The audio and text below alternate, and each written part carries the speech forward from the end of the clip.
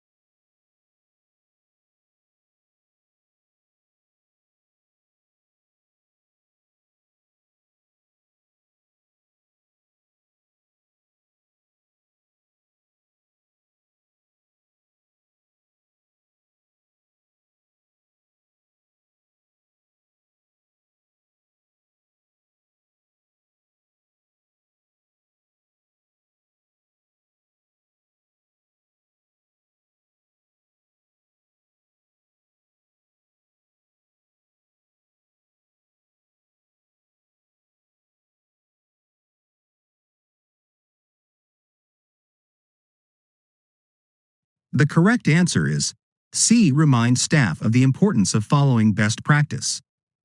Here's why option C is the correct answer and why the other options are incorrect. C. Remind staff of the importance of following best practice. This option is correct because the memo's primary purpose is to remind staff of the importance of adhering to best practices for aseptic technique. The memo emphasizes the critical role of good aseptic technique in preventing healthcare-associated infections and preserving patient safety. It underscores the need to maintain asepsis and outlines key elements of aseptic technique. The memo does not introduce new methods or procedures but emphasizes the importance of existing best practices. Now, let's discuss why the other options are incorrect. A. Provides staff information on appropriate methods. This option suggests that the memo's purpose is to provide new information or educate staff about appropriate methods for aseptic technique. However, the memo does not introduce new information or methods. Instead, it reinforces the importance of existing aseptic technique procedures without introducing any new information or methods. B. Notify staff of a possible change in standard procedure. This option implies that the memo is meant to inform staff about a potential change in standard procedure regarding aseptic technique. However, the memo does not mention any change in procedure but rather emphasizes the importance of maintaining the current best practices. There is no indication in the memo that a change in procedure is being considered.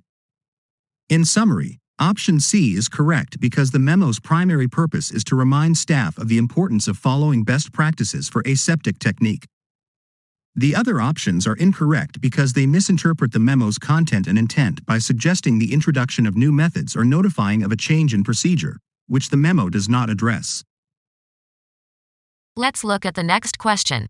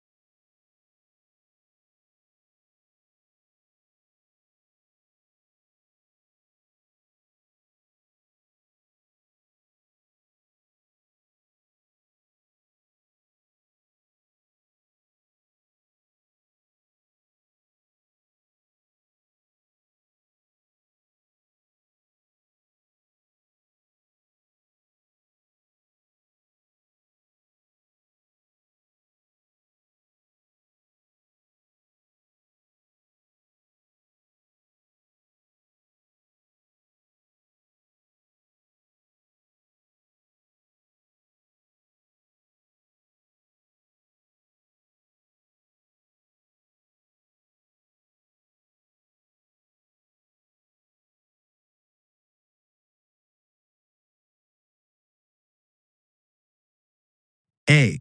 Explore other options before proceeding. In the passage, it is stated that primary percutaneous coronary intervention, PCI, is the preferred treatment for acute ST elevation myocardial infarction, STEMI, patients. However, if immediate transfer to the cardiac catheter laboratory for PCI is not possible, then the need for thrombolysis is considered. This implies that before proceeding with thrombolysis, the healthcare team should explore the possibility of transferring the patient for PCI, which is the preferred treatment option.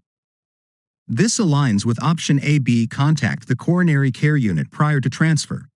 While coordination with the coronary care unit, CCU, is important, the passage does not specifically state that contacting the CCU is a requirement before proceeding with thrombolysis. The focus of the passage is on considering thrombolysis if immediate transfer for PCI is not possible. Therefore, option B is not explicitly mentioned in the provided information. C ensures support staff are readily available. While support staff are mentioned in the passage, the main focus of the passage is on the decision to administer thrombolysis if primary PCI is not feasible. The passage does mention support from coronary care unit, CCU, staff, chest pain nurses, but does not specify that ensuring their availability is a requirement. Therefore, option C is not explicitly stated in the provided information. In summary, given the specific information in the passage, option A, explore other options before proceeding, is the correct answer because it aligns with the requirement to consider other treatment options, such as transferring the patient for primary PCI, before proceeding with thrombolysis when immediate transfer is not possible.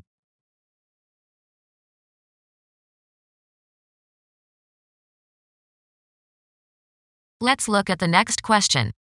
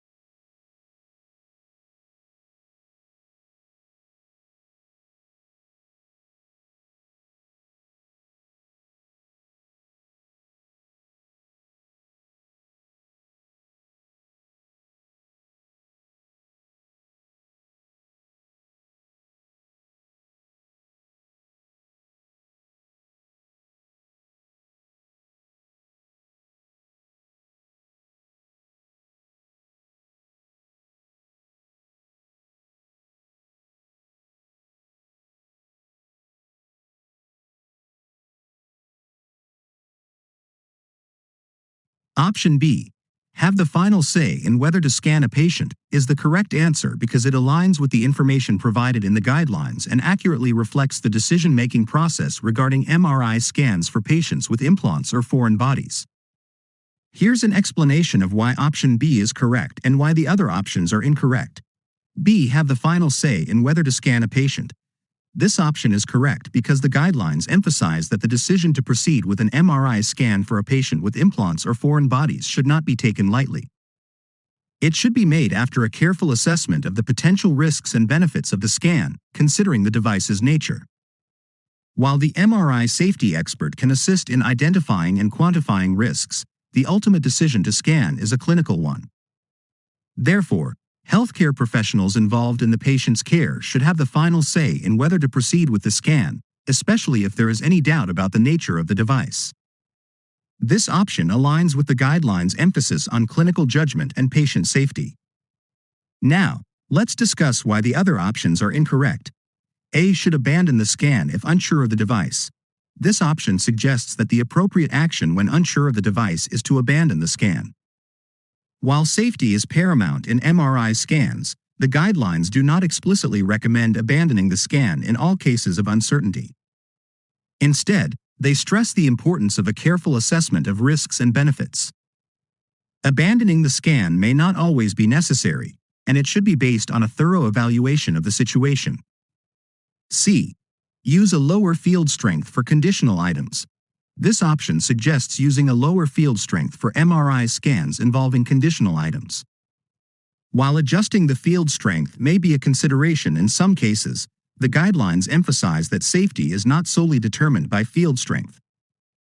Safety considerations should involve assessing the nature of the device and its compatibility with the MRI system. The choice of field strength should be part of a comprehensive risk assessment rather than a blanket approach for conditional items.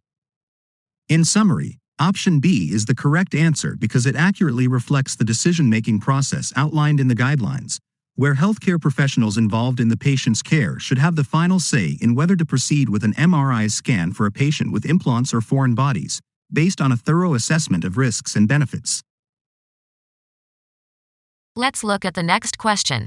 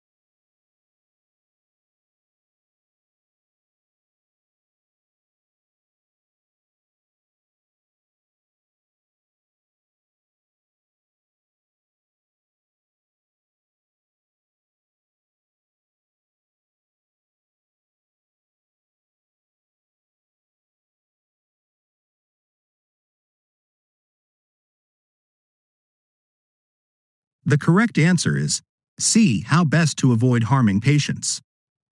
Here's an explanation of why option C is the correct answer and why the other options are incorrect.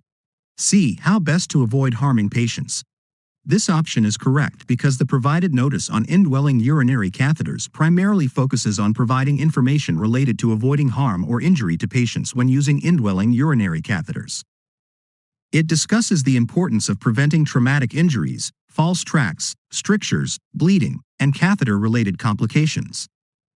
The notice provides guidance on appropriate catheter selection, lubrication, patient positioning, and inflation of retention balloons to minimize the risk of harm to patients.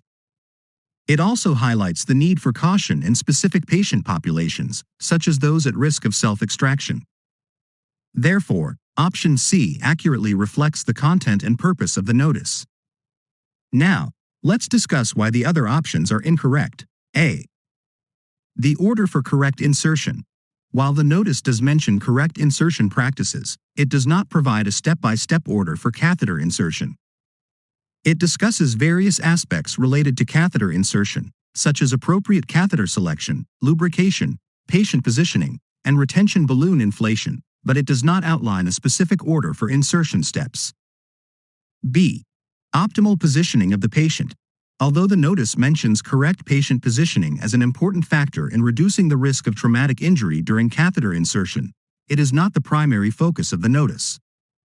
The notice provides a broader range of information related to catheter-related complications, insertion techniques, and safety considerations. Therefore, option B does not accurately represent the primary focus of the notice. In summary, option C is the correct answer because it accurately reflects that the notice on indwelling urinary catheters primarily provides information on how to avoid harming patients by minimizing the risk of catheter-related complications and injuries.